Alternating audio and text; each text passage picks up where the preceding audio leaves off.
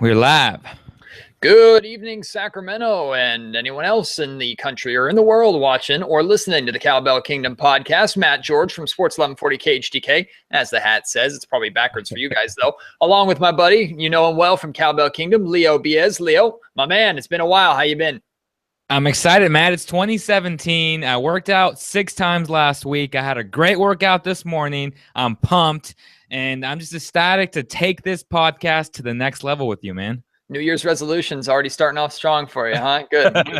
I heard something like the first 3 or 4 days of 2017 or the new year are always packed in the gym, but then like by February, about 90% of fitness related New Year's resolutions have already failed. So good job, America. But best of luck to you, Leo, and everybody trying to pursue that or any other of your New Year's resolutions. I know I have mine. I know Cowbell Kingdom, just as a whole, is trying to grow and has resolutions. I have resolutions. KHDK has resolutions. Just a lot of going on. And but first and foremost, Happy New Year, everybody, and hope you had a very Merry Christmas. We apologize that the podcasts haven't been as consistent. It's the holiday season. A lot of that is on me. There's just been a lot of personal stuff going on involving my family and things that we're not going to get into. But we're happy to be back. It's going to be exciting to be back in the arena once again, because it's been like 2 or 3 weeks, Leo, since I've actually been to a Kings game, which is killing me. So we'll be able to go back to Golden One Center, see Kings and Heat here on Wednesday. So a lot to look forward to. And as this new year gets going, new possibilities and new excitement involving the Sacramento Kings, involving the NBA, and involving the world of sports as a whole. So we hope that you had a great time, and we're very thankful that you're choosing to start your year off with us here at Cowbell Kingdom. Well, they haven't lost a game this year, so that's good, right? Hey, well, perfect in the 2017. Let's hope that that continues on Wednesday when the Kings again take on the Heat in the Golden One Center. But we're going to touch on a number of things. We're going to surprisingly stay away from the marquee Sacramento Kings conversations, which usually involve DeMarcus Cousins and struggles.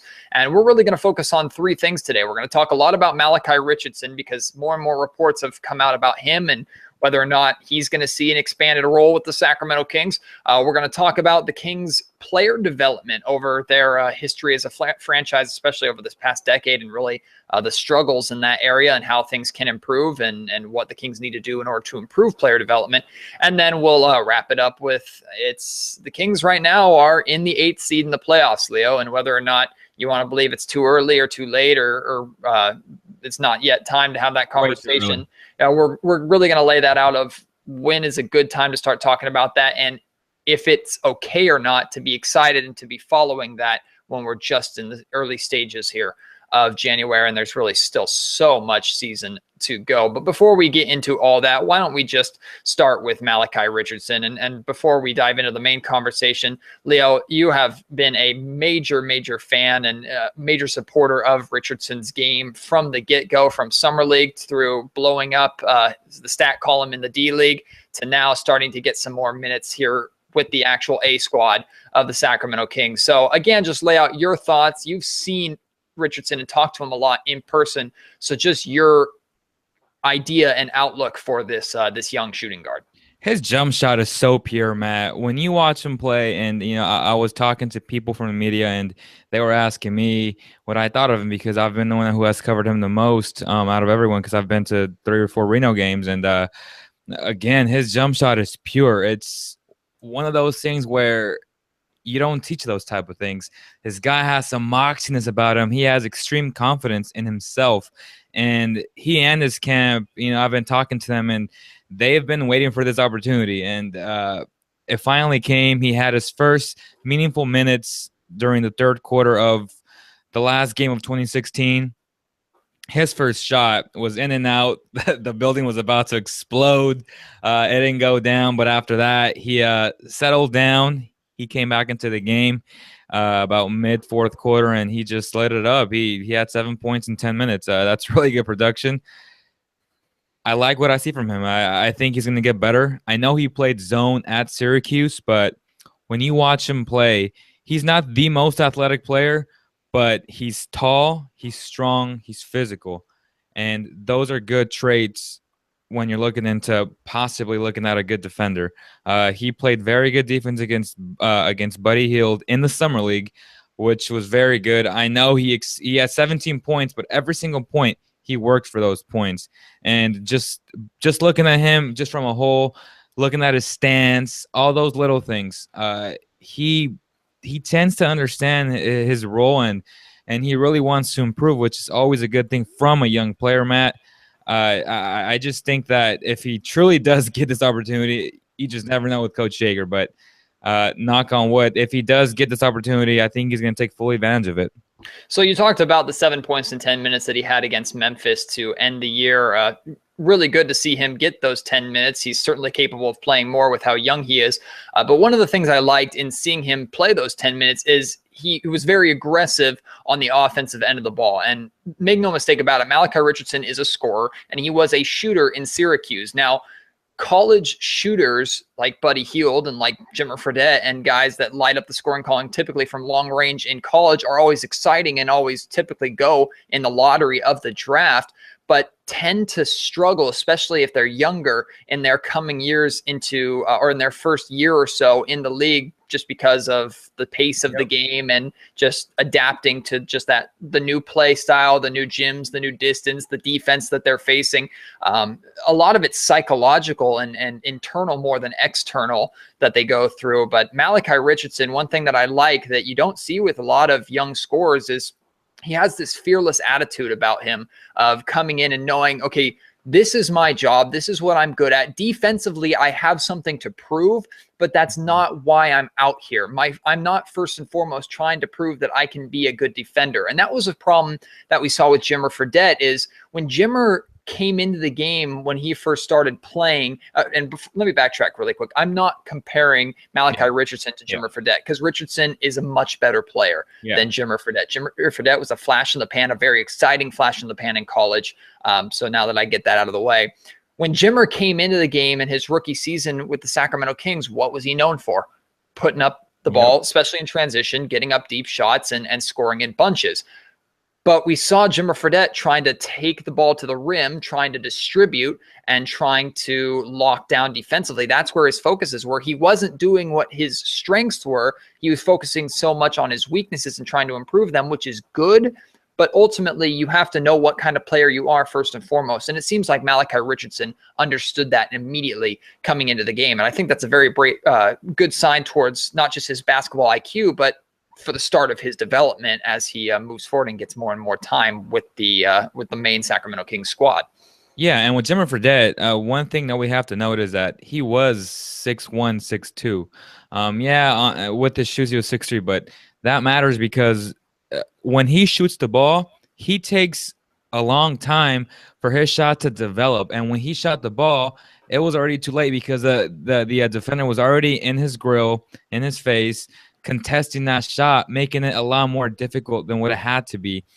Now, you look at a guy like Klay Thompson, who, in my opinion, is 5 inches taller, and that has made all the difference. And I'm speaking from an offensive standpoint, because obviously Klay Thompson defensively is one of the best, if not the best defender. I still have Kawhi Leonard as my best defender in the NBA, but Klay is up there. So that's what has really separated Klay from every other shooting guard, right? Because he's a two-way player. But again, if Jimmer had that height, maybe we might be talking, Jimmer playing till this day. And, it's unfortunate. In college, you have a lot more room. Everyone is not as fast as Jimmer was. He did play at BYU against lesser competition. So when he got to the big leagues, it showed. He didn't have the speed. He didn't have the size, the athleticism to compete against these other guys, Matt. So the only consistency that we've seen with Malachi Richardson has been his consistency in the D-League, and he has been very consistent in the D-League. He's hit game winners. He's put up big-time scoring numbers. He's had a great shot from down low. Also has been really aggressive attacking the basket, which is a welcome sign. He's dominated in the D-League, which is what NBA-caliber players are supposed to do. Yes, sir. So from that point of view, he is ready. However, is he ready to bridge that gap? Because he might be halfway there or 3/4 of the way there. We don't know. So we haven't seen him consistently in that role yet. However, in the 10 minutes that we saw against Memphis, he seemed to really have his legs underneath him. He seemed to be aggressive. He seemed to be hungry and to relish the opportunity, which is exactly what you want out of a young player. So after that performance, now reports have been coming out that potentially we could be seeing him getting bigger roles with the Sacramento Kings as we go forward here and as we approach the midway point of the regular season. So my question to you, Leo, and to those who are enjoying or involved in our broadcast right here, some of you are watching and commenting on YouTube directly. That's fantastic. Or for those audio listeners that want to comment or share your opinion as well. Is Malachi Richardson ready right now to start seeing extended playing time, or would you rather see him get 10 minutes one night and then maybe 12 the next, and then 13 and then 14 and then 15, and just to ease his way into the game and allow him to become more comfortable and then see if he's truly ready to have that big bulk put on his plate? I guess is, do you throw him into the fire right now and see if he survives, or do you ease him into it and help that development as he approaches maybe potentially a starting role? I think you have to throw him into the fire only because the Kings are so limited at that position. You have a guy like Ben McLemore who has no business playing on this team, in my opinion, he has no business being in a rotation because he hasn't proven that in 4 years, right? He started off kind of good. He showed signs of improvement, but he has backtracked and he has gone back to being who he is, Ben McLemore. Mm-hmm. You have a guy like Aaron Aflalo, who we all thought that he was the guy, he was a missing link. He was that shooting guard, that veteran that this team really needed. He started off great and he backtracked, and he hasn't been able to get back to the level that he was during the preseason and even during the first couple of games of the season. So, and then you have Rudy Gay, who was injured, and you have all these things accumulating, and you have to throw him in there. Even with Ty Lawson, we don't know what his status is yet. So, again, it's Malachi's time. It's really up to him if he's going to take full advantage of it. I'm hoping he does, and I'm going to make a bold prediction right now. I think if he gets 15 minutes a night, he will average a minimum of 10 points a game. So you're very optimistic about his contributions right away from the shooting guard spot, a shooting guard who is supposed to shoot the basketball, something that has really plagued the Kings. That position has just been a really bad position for the Kings really since Kevin Martin. Maybe Marcus Thornton, you could say, had some good moments with the Sacramento Kings. He could certainly score in bunches, but wasn't as consistent as you want to be. But really, since him, the Kings have not had a consistent shooting guard that has stuck. And that was something that we saw with the small forward position for a number of years before Rudy Gay came to town. So it's something that the Kings have been through before, but it's certainly frustrating when so many teams in the league can find that shooting guard that will stick, but it has plagued the Kings so much. And I like what you said, because you talked about Ben McLemore and Aaron Aflalo, who are really the 1 and 2 in that shooting guard position. Ben McLemore is starting right now. Should he be? No. Would he start on any other team in the league? No. Absolutely not. Looking at our comment stream, I like what Bass Brahim says here. I think that's how you pronounce his name. He says, no offense, but Malachi will do no worse than Ben McLemore and Aaron Aflalo. Might as well play him 20 or 30 minutes a game. And I think that's where the real conversation is if you throw him into the fire, are you really going to do a lot worse than what they've had at that position so far? No, Matt. And again, that's the frustration that many fans have had during this young season. They see a guy like McLemore who, for some strange reason, Coach Yeager was giving him a long leash. And Yeager has had enough. He saw enough this past game, and it showed, because when Ty Lawson went out, he didn't really go back to him. He stuck with a bigger lineup, obviously playing Matt and at times Omri. But again, he preferred to give Malachi those minutes because I'm sure he's been working hard during practice. And, I haven't been to practice. I'm guilty of that. again in 2017. I plan on going to most practices like I was, and getting a better feel of this team. But yeah, this team doesn't have another option aside from Garrett Temple, who will get the bulk of the minutes at that position. But I would start Malachi, get him in there, playing alongside a guy like DeMarcus Cousins and Rudy Gay, and really taking off the pressure off him, because he's going to get open shots playing alongside these guys, playing with Darren Collison, a proven veteran point guard. So all these things, it's not like we're saying, here, Malachi, it's your team, take over. No, he's going to ease in there, play with elite, or with the best talent that the Kings have. You ease him in there, you have him looking up to Garrett Temple. Garrett Temple will probably play 30 to 35 minutes a night. 30 minutes a night, and you let the remaining minutes go to Malachi Richardson, the Matt. So you are a proponent of having Malachi Richardson start. It would seem right now, right away. I can understand the argument for that. I can also understand the argument against that. And we're going to talk about the Kings' struggles with developing their younger players in just a little bit. And a big part of that conversation is why coaches like George Karl and Dave Yeager are so hesitant or so uncomfortable with giving guys like Malachi Richardson playing time right away, because they would rather have the veterans or proven guys play. We'll talk about that in just a little bit, but I want to pose the question out there for everybody. If you are Dave Yeager, you're the head coach of this team right now, are you putting Malachi Richardson in your starting lineup starting on Tuesday, tomorrow, when the Kings are in Denver to take on the Nuggets? Because you're looking at Malachi Richardson trying to go in and provide that offensive spark that you so desperately need. But then again, are you risking a lot defensively, putting a young player against the talent that he's going to go up against? And look at what's on tap for the Sacramento Kings here. I mean, they have the Miami Heat coming to town on Wednesday. Then he's going to have his hands full with either J.J. Redick or Jamal Crawford from the Los Angeles Clippers. Then right after that, Klay Thompson from the Warriors. So if you put him in right now, you have to expect that teams are going to go right after him and try and test him defensively and maybe catch him off guard because he is a young player. Is that something you think that he needs in order to discover how he is going to play in the NBA, or would you rather him ease into those matchups? I do think he needs that. And I'll even flip the question on you.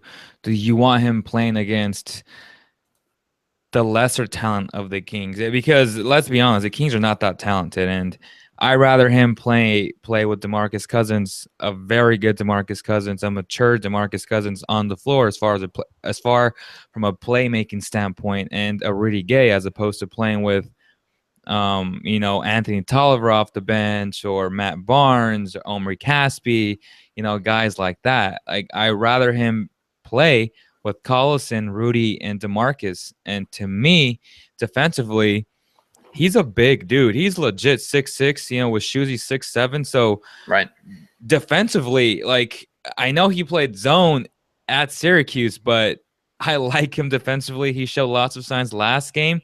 He didn't even touch the ball much on offense until he shot that deep three-point shot. But if you just watched him play, that's the only thing that I was focusing on, watching him play, how he fought through screens, how he stayed with his guy. Yeah, he got scored on, but he had a hand in Harrison's face. And, all these shooters were just going off. I mean, they had 18, 19 three-pointers. So it wasn't just him. It was the entire team. But if you watched him play, he played good defense on all these guys. It was just better offense, man. So I understand exactly where you're coming from, and I totally agree. And as of right now, out of all the people that can play the shooting guard position for the Sacramento Kings, I think Malachi Richardson is the best offensively.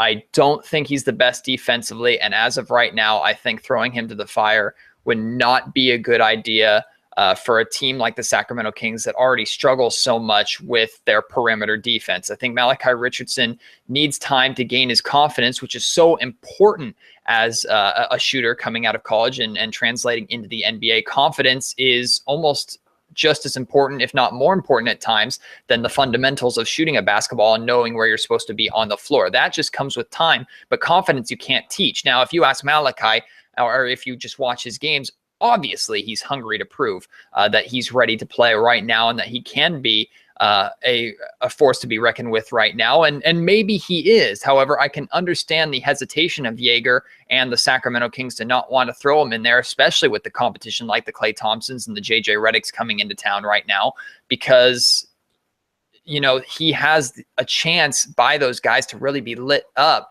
And if you throw him in too quickly and he suffers and he struggles, that could have an effect on his confidence, which could potentially be more of a setback than it could be an advantage. So if you're looking for a quick fix right now at the shooting guard position, I don't think Malachi Richardson is it. I think he is the future of that shooting guard position.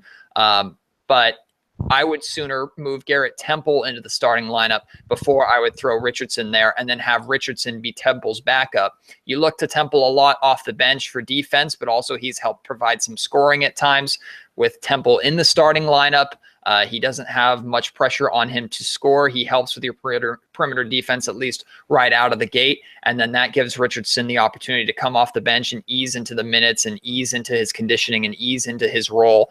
He'll still get time matching up against the JJ Redicks and the Klay Thompsons and the Jamal Crawfords. He'll still get that time. However, it won't be his job first and foremost. He won't be the first guy that you throw out to guard these guys. I think that's the better approach for the Sacramento Kings.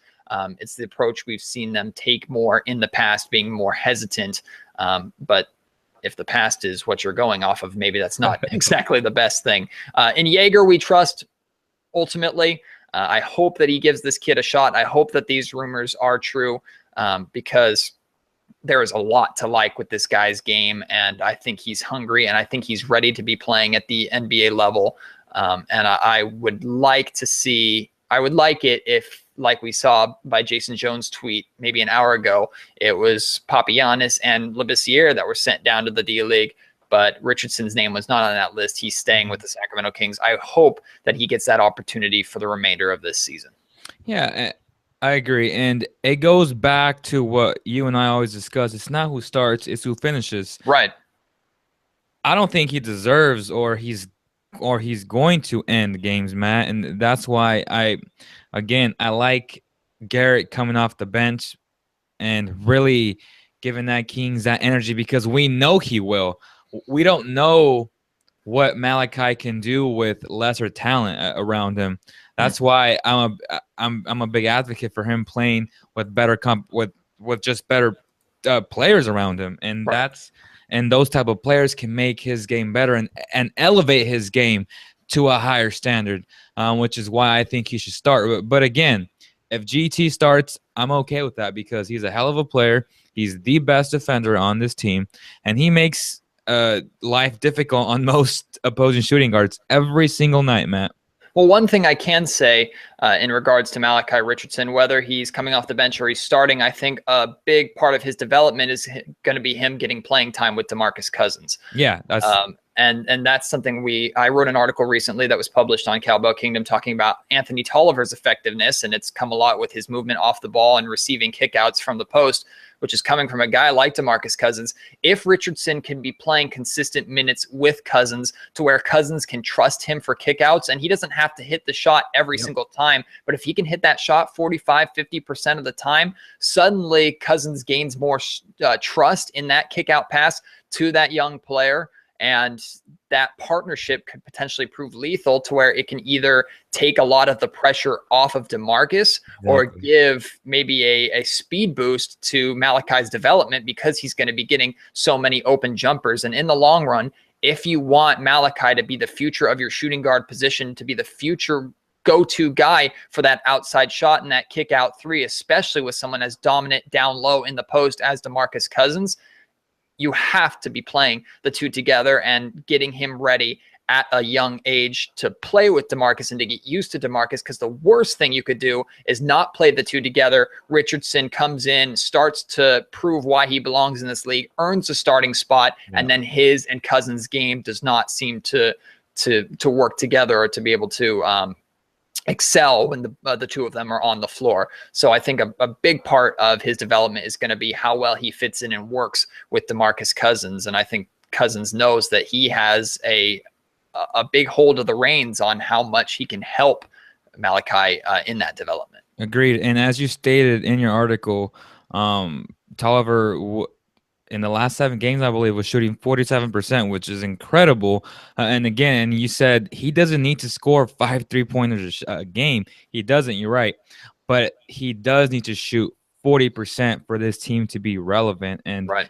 and be competitive. And if you add another guy like Malachi, if Malachi shoots 40%, 2 or 3 pointers a game, and then you have Tolliver shooting over 40%, 2 or 3 pointers a game, all of a sudden you have two weapons that DeMarcus can throw out to, and two weapons that he can trust, and that's something that he doesn't have with Aaron Aflalo and Ben McLemore, because both of those guys are shooting below 33%, which is atrocious, man. I would expect to see Richardson be getting at least 10. I would hope to see him maybe around the 15-minute per game range, especially as we go into this game in Denver tomorrow night. Really a big game if you think about it. Not too big, but these are two teams with identical records. The Kings currently sitting in the 8th spot, the Nuggets in the 9th spot, but both have the same record. So this game's going to take a little bit more of a meaning, and for that extra effort to see Malachi out there getting those reps and getting those minutes and getting that run can certainly be a positive towards his development. We've talked about development a lot, and that's something that a lot of times we haven't wanted to talk about when it involves the Sacramento Kings, is because it has not been good in recent history. Really, the only player to develop into anything that has really stuck and turned to gold has been DeMarcus Cousins. But really, how much of that development can you put on the shoulders of the Kings, and how much do you just put on Cousins being a beast and by being who he is and just God's gifts in him winning really the genetic lottery in so many ways? Isaiah Thomas as well. But Thomas, again, can you say that he's developed with the Sacramento Kings, or has he really developed his own game and played that hustle and that chip on his shoulder? And then when it looked like the Kings could give him an opportunity to develop as a starter, they refused to give him that opportunity and then ended up trading him away. And now you've seen what he's developed into with his recent 50-point explosion for the Boston Celtics. So again, I can't give the credit for his development to the Sacramento Kings completely. Do they get partial credit? Well, sure, because he talks a lot about the relationship that he had with Bobby Jackson, who was an assistant coach at the time. He had a great interview with Grant Napier when Grant was filling in on the Jim Rome show. And he talked about really the relationship that he and Bobby developed, and how Bobby would always be in there with him, being the first guy in the gym. But Isaiah didn't credit that to his coaches, really. He credited that to his work ethic and to his inspiration, which came from Ray Allen and growing up in Seattle. So again, I can't give all that credit to the Sacramento Kings, but I think I've pointed out the number one reason, and it's really not that exciting or really not that mind-blowing. So a lot of people are going to go, well, duh, Matt. But I think the lack of having consistent coaching staffs has been a major part of why the Kings have struggled so much to develop these players, is because these players would be put on one path, would maybe start to show strides, and then that path would have to change completely. So for guys like Ben McLemore, it's hard to completely put the blame on their shoulders, because they really haven't seen the same system and the same growth over every single one of their seasons in the league. But in your mind, Leo, and then in your mind, listeners, where do you think is the biggest problems or issues when it comes to the Sacramento Kings player development? Coaching has a little bit to do with it, but I don't think all of it, because when you look at their selections, I just think they just had bad luck and they just selected bad basketball players. That's a good point. Thomas Robinson, he's bounced around. I think he's on his 5th team. So obviously, to me, that wasn't coaching. That was just him having small hands, bad hands, and not much of an offensive game. Jimmer Fredette, he's not in the league anymore. Quincy Doobie, he's not in the league anymore. Jason Thompson, he's not in the league anymore. Ben McLemore, he's been a scrub for 4 years. Let me go back. I'm thinking from the top of my head. So again, yeah, you've had inconsistency and instability at that position, but these players are just bad players, man. And I hate to say it, those are just bad selections from the GMs. Well, I forgot Willie. He's taken a huge step this year backwards, and it's really unfortunate. I don't know what to credit it to, if it's coaching, if it's just him, if he's not that good. Uh, so again, did Vlad make a mistake? At first, we thought he struck gold, but after watching, Willie play the first 35 or what is it, 30 games, he's been beyond mediocre. It's hard to have the hypothetical conversations and debates based off of there's not really much fact there. However, I always point to Kawhi Leonard. Had the Sacramento Kings drafted Kawhi Leonard, who was not expected to be even close to the player he is today with Greg Popovich, would he even be close to the player he is today with the Sacramento Kings as his number one developer?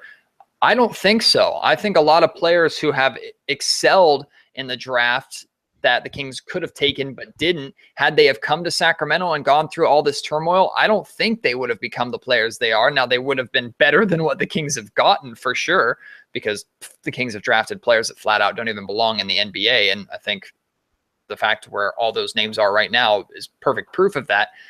However, I don't think the players that you wish the Sacramento Kings had taken, I don't think Damian Lillard would be as far in his development had he been selected by the Sacramento Kings. I don't think Kawhi Leonard would be nearly the player that he is had he been selected by the Sacramento Kings. Steph Curry, you could talk about the same thing. Whether or not they would be developed or even still be on this team is a question with all the turmoil and all the dysfunction.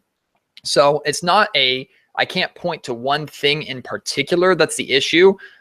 But certainly the dysfunction and the lack of consistent coaching staffs and just really the lack of consistency anywhere with this team other than having a number 15 on your team. It's a big, big issue and a big problem towards player development, which is why the patience of sticking with Jaeger's system is what all really we have to go off of right now. Yeah, and it's interesting that you bring up Kawhi Leonard. I had the exact same opinion as you. I said, well, if he was on the Kings, he wouldn't be this good. But after talking to a lot of people around the NBA and people who actually cover the Spurs and watch him practice every single practice, they say, or I've been told that this guy is obsessed. It's his obsession to be great. And when you have that type of work ethic, because I would say about 5% of players in the NBA have that type of obsession, and Kobe Bryant was one of them, then you're going to become a great basketball player, because most NBA players are so talented that, just like many Americans, as soon as 5 p.m. hits, you clock out and you go home, and it's over. Then you start all over again the next day, and you just do your job.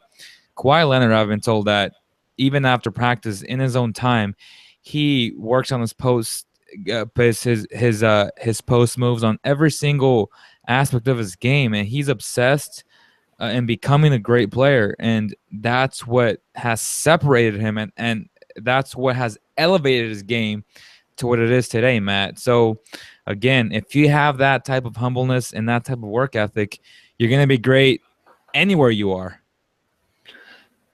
Why are coaches like Coach Dave Joerger and George Karl so hesitant to play young players and to give them the playing time that they may need to help their development process? Is it because they just don't trust those players? And is that lack of trust warranted for someone so young who's really not even given the opportunity to prove themselves in the first place, Leo?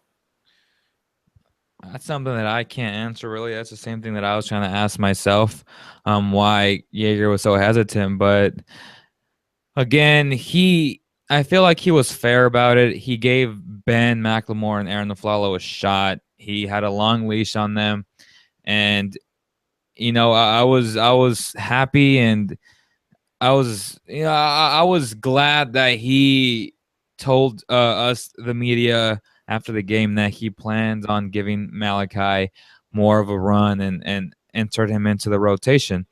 Maybe he's had enough with what he's seen.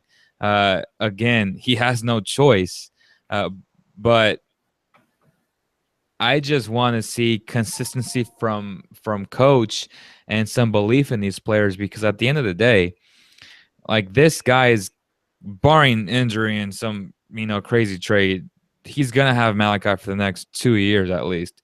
and you expect to have Jaeger for the next 2 years. So you would expect that he should be thinking about grooming him into his system and potentially making him a big part of this team's future, man. It's really surprising to me that someone like Dave Yeager, who has the history that he has, especially with his work that he's done in the developmental league, is Yep. so hesitant or has waited so long to give guys like Malachi Richardson his run. Yes, you want to give your veterans, Aaron Aflalo, Garrett Temple, even Ben McLemore, you want to give them an opportunity to see if they fit into your system. However, as we've seen spurts of positive play by McLemore and by Aflalo at times, you can't say that there's been any kind of consistency out of that position. And then it becomes a matter of how long are you willing to wait. I think Jaeger may have waited a little too long here. However, yes, there still is so much season left. We understand that. So it's not the end of the world per se. But it just surprises me, Leo, that he has taken so long to give Richardson this run. And I really question how much of his eye was on that development in those games that Richardson was playing in Reno.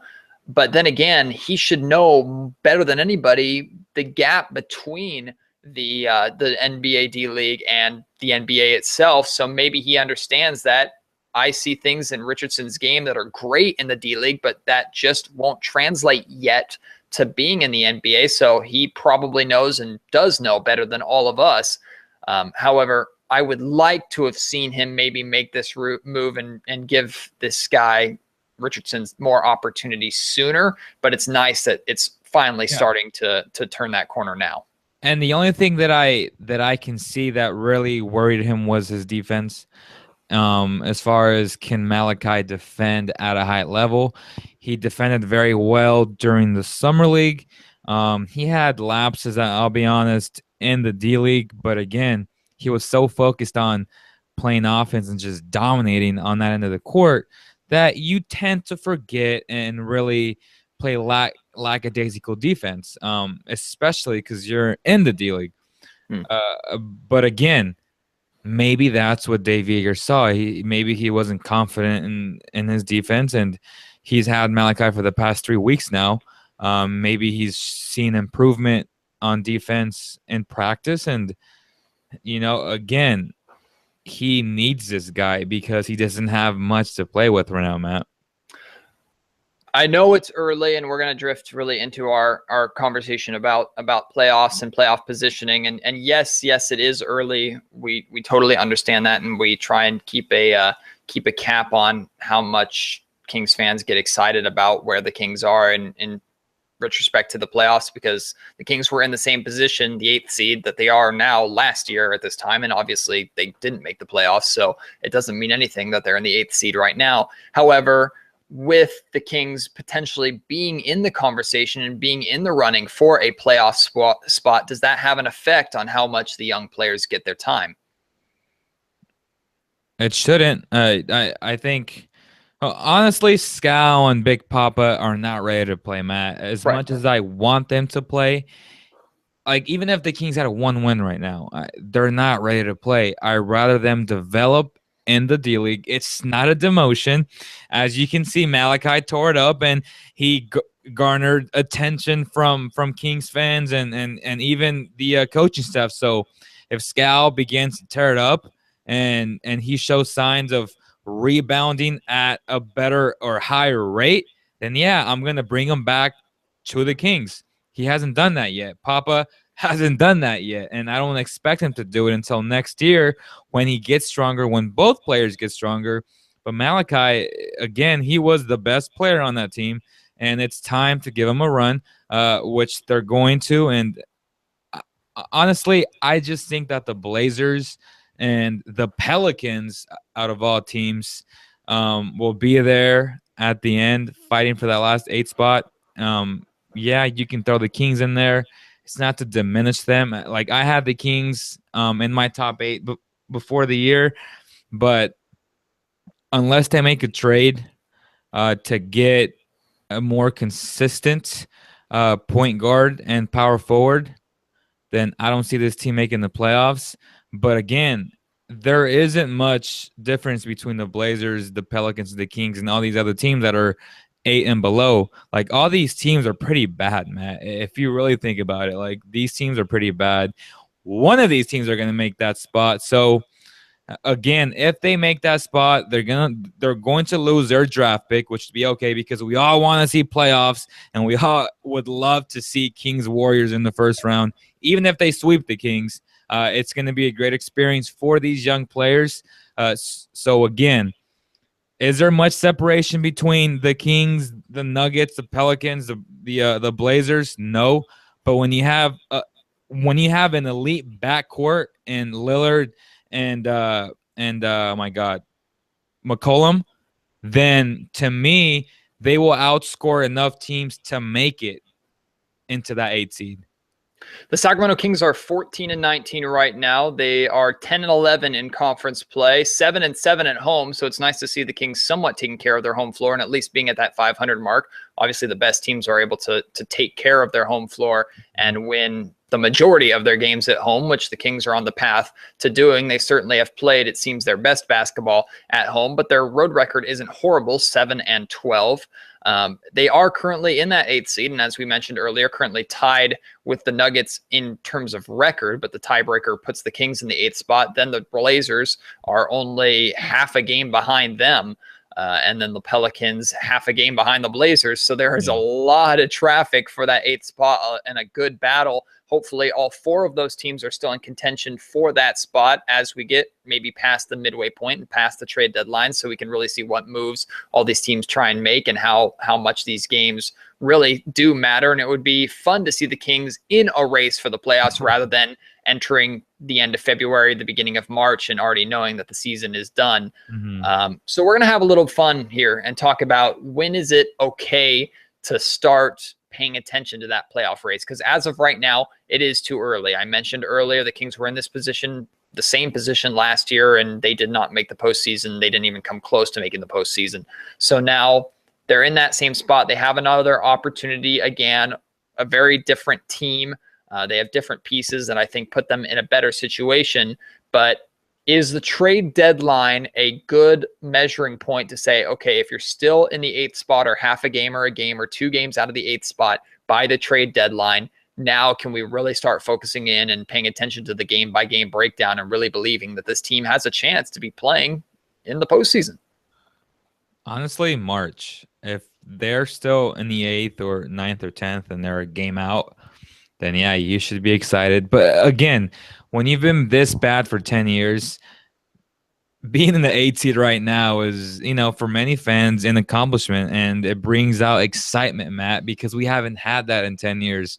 So anytime they're sniffing it, fans are going to get excited. Like when you see the BPI, they're on track to win 35 games. If 35 games gets you into the 8th seed in the playoffs, that's pretty sad. Yeah, it's bad. And that's not diminishing an accomplishment of making the playoffs. It's just, to me, is the quality of play and the quality of team that you have. And right now, I just don't see it because this team has a major hole at that power forward position. Again, the only way I see this team making the playoffs is if Anthony Tolliver really continues to play at this high level of shooting, above 45%. Like if he shoots above 45% and he grabs about 5-6 rebounds a game, then the Kings might have a chance. And again, I still think that they have to make a move. I really believe Rudy Gay won't be on this team past the trade deadline. So expect a move there. And it just depends. Are they going to trade him away to get a young future draft pick? Because if they do, what is this team really saying? Are we preparing for the future? And if they get a veteran in return to fill in the need, then they might be saying, hey, we're going to make a push for the playoffs. So until I see that trade happen, which I think it's coming, then I'll have a better idea of where this team stands this season. So, I mean, that's my 2 cents. And I think that's why the trade deadline is so important, though, Leo. And that's why I think that's going to be the measuring line for the Kings this season is whether or not they're going to make the decision to go all in and maybe make a move for Rudy Gay and risk. Because as of right now, at the beginning of the season, we would say, what would we take for Rudy Gay? Well, we'd try and take the best possible draft pick we could and maybe a solid role player. Well, now, if the Kings are in the conversation for potentially working their way into the 8th spot, even if it's just the 8th spot to your inevitable defeat to the Golden State Warriors or the San Antonio Spurs, you're still going to want to get to that 8th spot, which means you're probably not going to go after a top-tier draft pick, but you're going to go after maybe a solid 3 guard or a solid 3 small forward or maybe a 2 guard or what have you. So that's why I think the trade deadline is so important. And Alfredo posed the question to the both of us, do you guys see the Kings making a trade?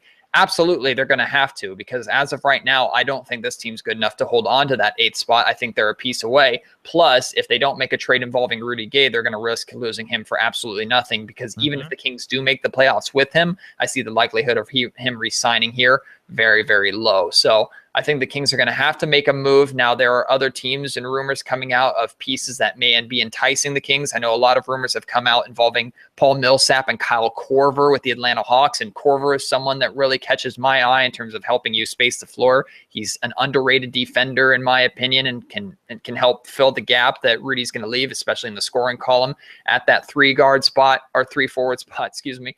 So there is a lot to look at and a lot to think about involving the trade deadline with the Sacramento Kings. And I think that's where the Kings are going to have to make the decision. Do we really want to go for this or do we not want to? And then it becomes a question of what better helps your future, potentially being a one and done in the playoffs or getting another draft pick and trying to draft a good, young, solid player to play alongside DeMarcus Cousins. And I'll throw that question out to you, Leo, and out to you, the listeners, because in my opinion, it would be better for the Sacramento Kings to not go after a draft pick and to work their way into the playoffs, even if they just get swept, because you want DeMarcus Cousins to finally get that playoff. You want the Kings, the city of Sacramento, really to be able to showcase that atmosphere is still here when the playoffs come to town. You want to end that drought because that's the first step in the right direction. Plus, it's always easier for free agents to sign with a team when they know they've been to the playoffs the last season, even if they got swept or even if they really didn't put up that much of a fight or got in by the skin of their teeth. If they were in the playoffs and they at least made it to the dance, suddenly a few more people are going to be a little more interested in playing with DeMarcus Cousins, and then that persona of the Sacramento Kings are never going to get out of the cellar starts to go away a little bit more. And I think free agency is, at least this upcoming offseason, that's where the Kings are going to have to get better before going after the draft. I think that conversation is different from a month ago, because maybe a month and a half ago, before the Kings went on their recent string of success, I would have said, go after the draft pick. You got to build young. But if you have a chance to make it to the postseason and attract a free agent that way, a free agent or two, then that might be the way you want to go. I agree. I would want to make the playoffs, but again, they are a piece away, Matt. And as of right now, I just think the Blazers are better than they're better than the Kings by a little bit, because they have an elite backcourt, and this is a point guard driven league, and those 2 guys are 2 very good guards. That's something that the Kings can compete with as of right now. So again, they need to solidify that power forward position. It may come from the guy that they have in Anthony Tolliver, because he has that unique skill set that every good team needs, which is outside shooting.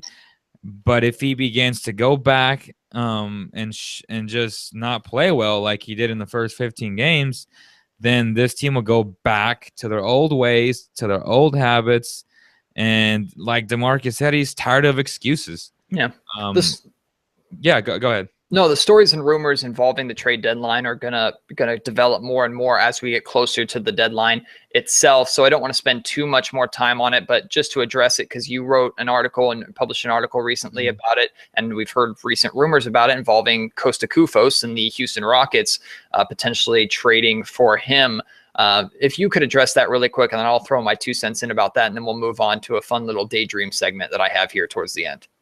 Yeah. So when I wrote that article, people they look at stats and they see Costa stats, and yeah, they're not eye popping, they're not godly stats like DeMarcus's, but there is a reason why the Rockets want this guy and have made him their prime target. Because I break down a lot of film, Matt, and when I see Costa Koufos and I watch him in person, most games, he does the little things that playoff teams need their players to do. And right now, Capella is out.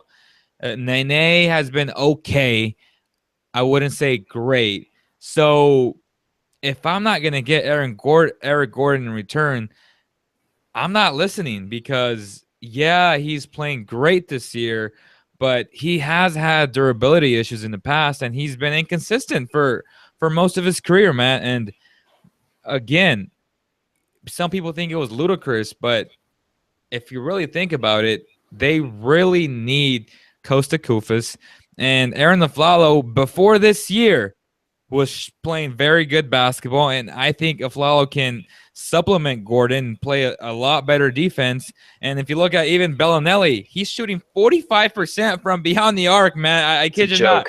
I was looking at that, and I'm like, oh my God. So again, why is it that when these guys come here, they all of a sudden can't shoot the ball and can't even average 35% from beyond the arc? So when I see things like that, I'm like, a guy like Aflalo might flourish just like Eric Gordon has in Mike D'Antoni's offense, and he's going to give you better defense. So to me, this trade wasn't ludicrous if you strictly talk basketball, because Aflalo has the elements and the characteristics to be a very good sixth man, and for whatever reason, it's not working here, and it wasn't working for Gordon in New Orleans.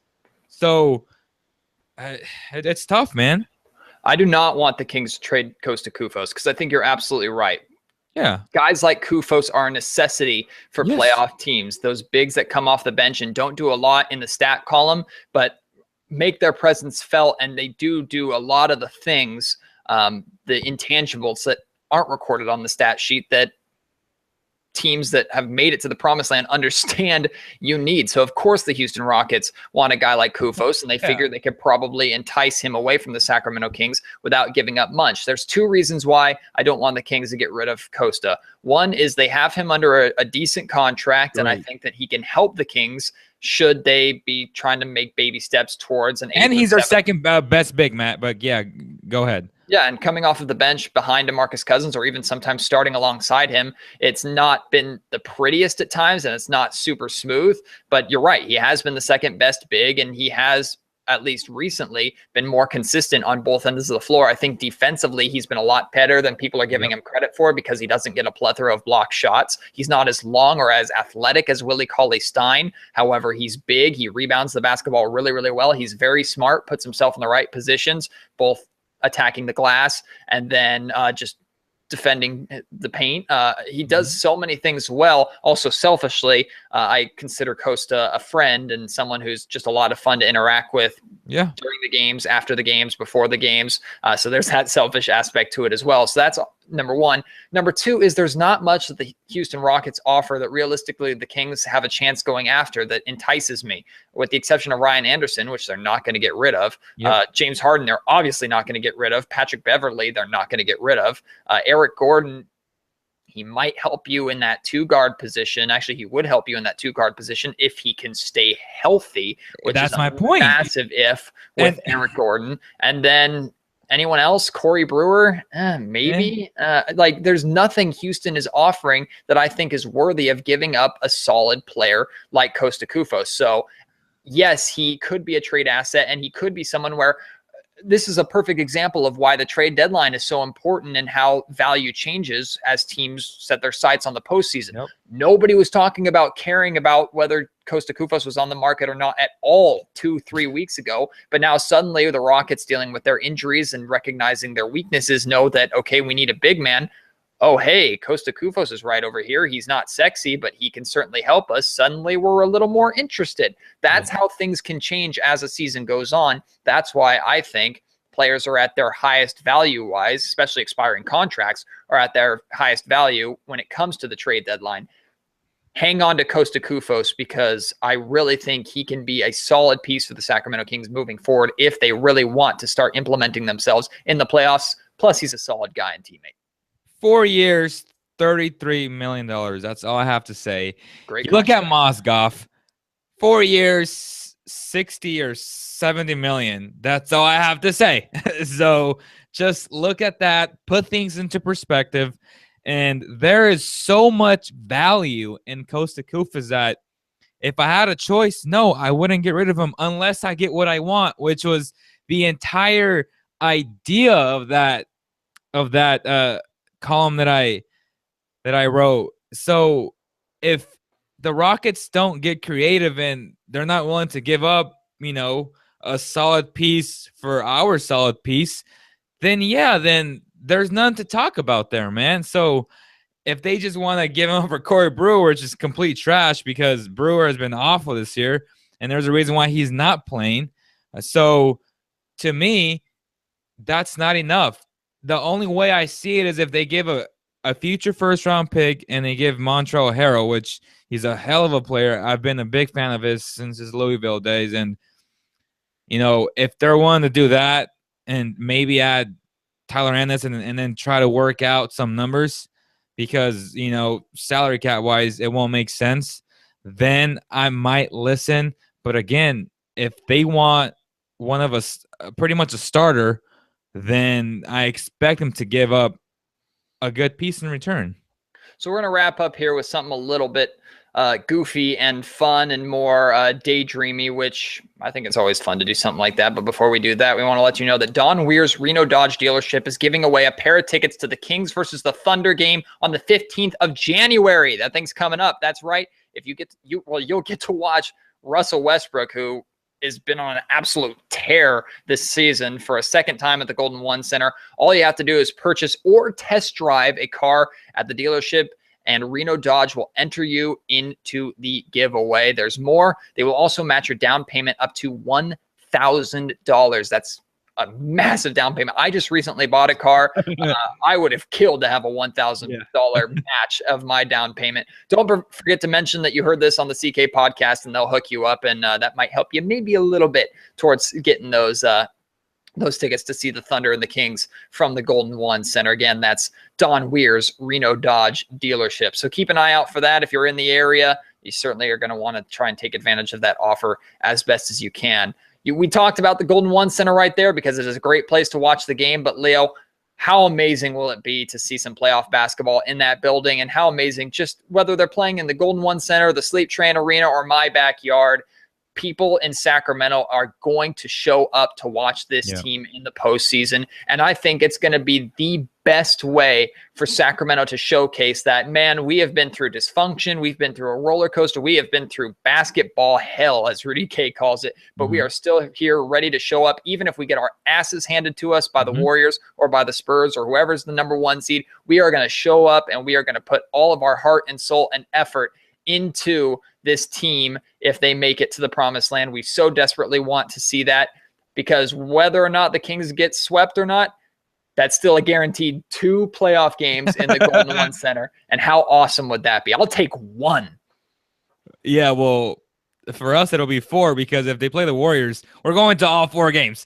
That's a good point.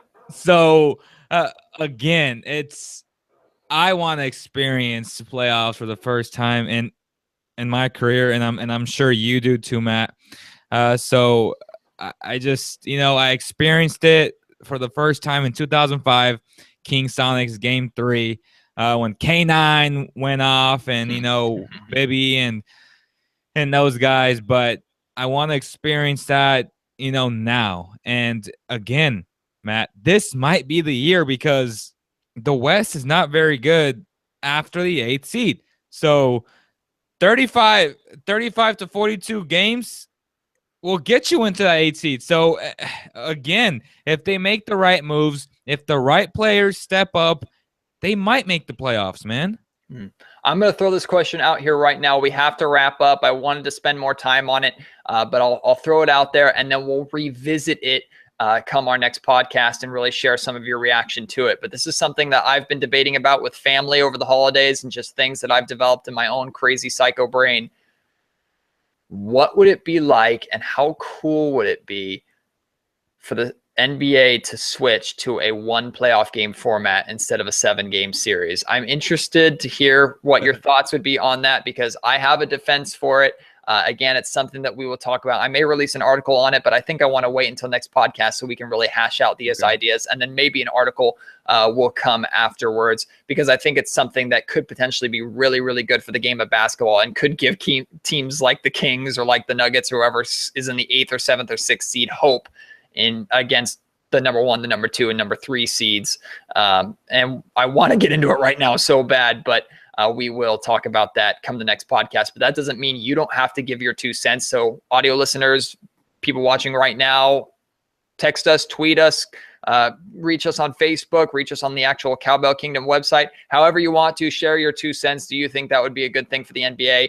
Do you think that would be something fun? Would you be more interested in those games if it was just a 1-game, 1-night winner take all? Or do you like the 7-game playoff format? That's going to be our question of the podcast. So certainly share your 2 cents on that one. Leo, I know you want to jump on that too. Anything else you want to just add as we wrap up this podcast here, the first podcast of 2017? I think your reasoning is just balance of power, right? A mixture of balance of power. Oh, I want to get into it so bad, but also just give some of the small little kids a chance. Like, oh, I want to get. Let me just throw that out there. The Kings match up with the Warriors in the 8th seed versus the number 1 seed. Yeah. Is there any chance at all that the Kings are beating the Warriors 4 times? No. Absolutely not. Now, could the Kings steal one in Oakland? Of course. In the next round? Yes. So suddenly that becomes a little bit more interesting. I'll just throw that out there, a little food for thought, and we'll come back and talk about it a little bit more. Cool. So with that being said, I want fans to stay tuned for lots of giveaways in 2017, tickets, trading cards, autograph stuff from your favorite Kings players. We're having one the next home game against the Heat, and probably the next home game after that against the Clippers. So stay tuned for that. Tell your friends about us. Share all our stuff, all the content. Follow us on all social media platforms. You guys can follow Matt, myself, Emmanuel, the entire CK team. Again, 2016 was great for us. We learned a lot. I'm just in awe of the support, of all the people that came up to me, to Emmanuel, to you, Matt, this year, and really said, hey, you guys are doing a great job. Can I take a picture with you? Right. Or just, keep up the great work. All those things mean the world to us. And, that's why we do this. And that's why we put the sacrifice in to really cover this team objectively and continue to give you guys frontline coverage. Listen to the Cowbell Kingdom podcast. We're going to try and be a little more consistent every single week. We got CK Nation post-game shows coming up, especially after the Kings versus Heat. If you're going to that game, come and see us. If you're there, we'd love to talk to you in person. We love talking to you over these internet airwaves, though. And for everybody that just is involved, whether you're watching live or listening over the audio, we love you. We thank you so much for the support. Like Leo said, it's incredible, and we do this for you guys. I say it almost every time I can. We are fans first and foremost, just like you. We want to see this team succeed, and we love what we do. We share the same passion that a lot of you share for the Sacramento Kings. So that's going to do it for our first episode of the Cowbell Kingdom podcast of 2017. Stay tuned for the next one. Also, KHDK's The Drive returns tomorrow morning, the show that I produce with Carmichael, Dave, Nate Goodyear, and Katie Christensen. That's back tomorrow morning. So if you're up bright and early on your way to work, we're on from, I almost forgot what time we're on. We're on from 6 to 9 a.m. That's how long it's been, people.